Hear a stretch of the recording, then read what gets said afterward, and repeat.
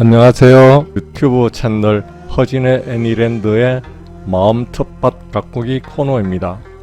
제가 살아가면서 올라오는 마음들을 이 텃밭을 가꾸면서 기다리는 마음, 하루를 가라앉히는 마음을 다듬어가는 코너입니다. 더불어 그해 스님의 편력본인 벚구경을 애니메이션으로 편집하였습니다. 많은 불자분들과 마음의 안정을 위한 코너이오니 구독, 좋아요, 아름다운 댓글 부탁드립니다. 감사합니다. 꼬살라왕 자위두다바의 사키야족에 대한 원한 이야기 3부를 들려드리겠습니다. 감사합니다. 그러던 어느 때 법정에서 상대방의 허위 문서 때문에 재판에 패한 시민 한 사람이 반둘라를 찾아와서 억울함을 호소했다. 의협심이 남달랐던 반둘라는 곧 그를 따라 재판정에 나가서 자신이 직접 재판을 지휘하여 그의 정당함을 증명해 주었다. 그래서 그 사람은 잃어버렸던 재산을 되찾을 수가 있었다. 이때 그 경과를 지켜보던 많은 사람들이 모두 박수를 써 반둘라를 칭찬해 주는 바람에 법정은 온통 축제 분위기였다. 이때 바세나디 왕은 법정 쪽에서 들려오는 소란소란 소리에 무슨 까닭인지를 알아보게 했다. 왕은 곧 반둘라의 정의로운 판결 이야기를 듣게 되었고 크게 감탄하여 반둘라를 곧 판사에 임명하고 다른 판사들을 해고시켜버렸다. 이렇게 되자 해고된 판사들은 큰 타격을 입게 되어 반둘라를 모해하기 시작했다. 그들은 왕족들에게 반둘라가 왕권을 탐내는 사람이라고 모함했다. 그래서 반둘라에게 불리한 소문이 바세나디 왕에게도 전해졌다. 왕은 불같이 노하여 반둘라를 처단해야겠다고 생각했다. 그렇지만 그를 처형하면 그를 신망하는 국민들로부터 비난을 받을 것을 두려워하여 계략을 꾸몄다. 왕은 국경 근처에 반란이 일어난 것처럼 가짜 반란군을 조작한 뒤에 반둘라로 하여금 그를 진압하라고 명령한 다음 그가 돌아오는 길에 그를 처단하기로 마음먹었다. 그렇게 하여 곧 조작된 반란군을 진압하기 위하여 반둘라는 국경으로 향했다. 왕의 계획대로 반둘라가 국경에 도착하자마자 조작된 반란군은 흩어져 버렸고 반둘라는 싸울 필요도 없이 군대를 돌렸다. 이때 왕이 보낸 용맹한 친위대가 나타나 그의 아들 32명과 함께 그를 참살해버렸다. 바로 이날 반둘라의 아내 말리카는 부처님의 의등가는 두 제자인 사리푸타 마하테라와 마하모칼라나 마하테라 그리고 다른 500명의 비쿠들을 자기 집에 초청하여 공양을 올리고 있었다. 이때 심부름꾼이 도착하여 그녀에게 편지 하나를 전했다. 그 편지에는 부인의 남편과 아들 32명의 목이 모두 잘리는 참변이 지금 막성 밖에서 일어났습니다. 라고 적혀 있었다. 그녀는 그 편지를 읽더니 그것을 저벌 말 없이 오단에 넣었다. 그리고는 아무런 표정의 변화도 없이 비쿠들에게 공양 올리던 일을 계속했다.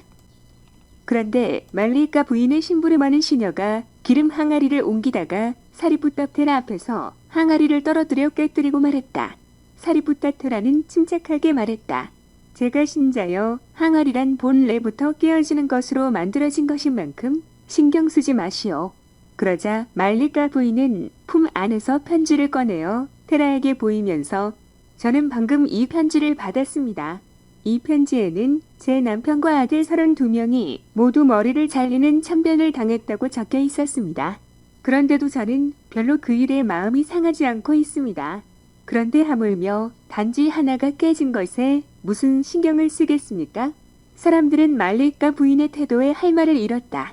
사리푸타테라도 공양이 끝나자 인간의 생명이 얼마나 허무하며 또 사람은 이 세상에서 언제 어떻게 떠날지 아무런 표시도 없고 그때도 알 수 없다는 내용의 설법을 함으로써 말리카 부인을 위로했다.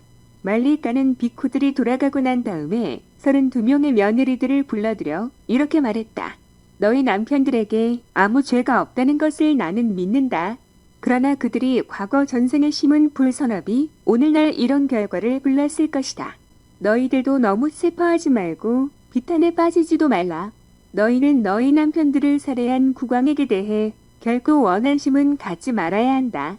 이때 마침 국왕 바세나디는 첩자를 보내어 반둘라의 집을 감시하고 있었는데 첩자는 말리카 부인의 며느리들에게 한 말을 왕에게 보고했다. 국왕은 그 이야기를 듣고 양심의 가책을 받아 감정이 북받쳐 올랐고 더 이상 왕실에 앉아 있을 수가 없었다. 그는 당장에 말리까 부인과 그 며느리들을 찾아갔다.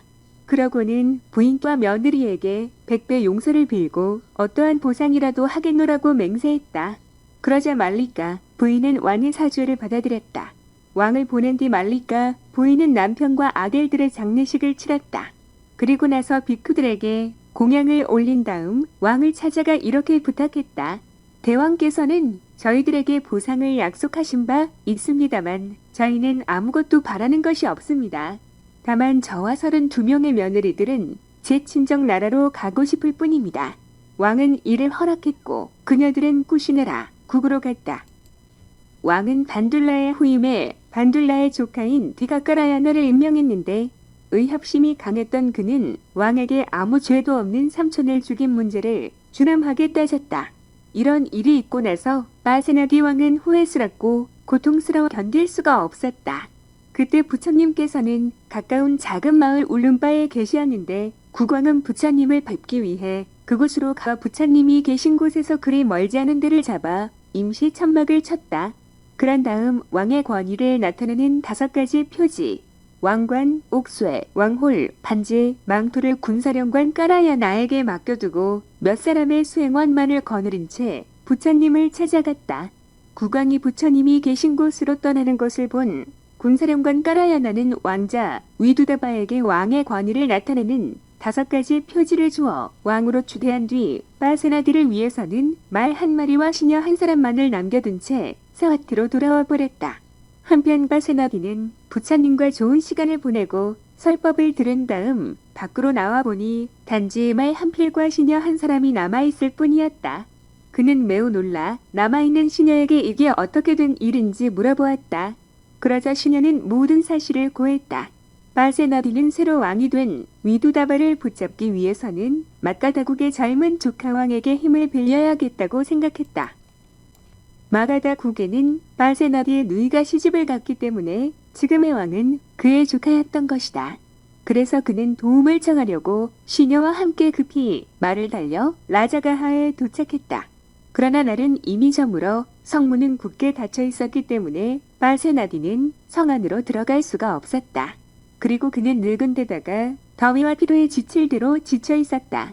그리하여 늙은 왕은 허술한 휴게소에서 쓸쓸히 죽고 말았다. 다음 날이 되어 시녀는 왕이 죽은 것을 알고 통곡했다. 그리고 바세나디 왕이 죽었다는 사실은 위두다바에게도 전해졌다. 위두다바 왕은 부왕의 장례를 치렀다. 이렇게 왕이 된 위두다바는 지난날 사기야 족에게서 당한 모욕을 상기했다. 그는 곧 군대를 일으켜 사기야 족을 멸망시키려고 진군에 나갔다. 곧 마지막 사부에서 뵙겠습니다. 감사합니다.